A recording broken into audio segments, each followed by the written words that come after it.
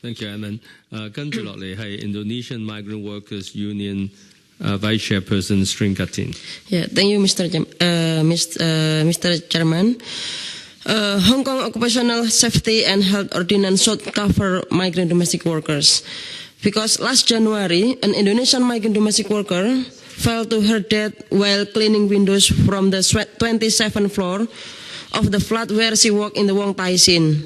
In August last year, an Indonesian migrant domestic workers, an 18-month-old child fell to their death from 19th floor flat in Yautong.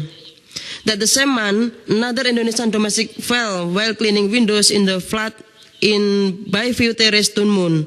In February 2011, another Indonesian domestic worker also fell out from the 22nd floor flat while cleaning windows in Satin.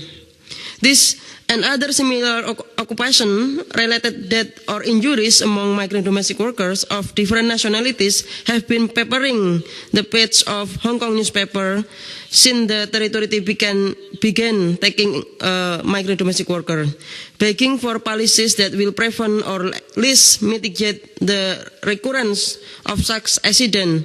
And yet, the reality is that migrant domestic workers in Hong Kong are not even covered by Hong Kong Occupational Safety and Health Ordinance, Chapter 509, that would have obligate employer to abide by standard of workplace safety. What currently applies to migrant domestic workers by way of safety nets for workplace injuries in the Employment Compensation Ordinance, a reactive package of compensation entitlement that serve to ameliorate injuries or death that have already occurred. There are little or no preventive measure availing for migrant domestic workers, such as what local workers in Hong Kong have.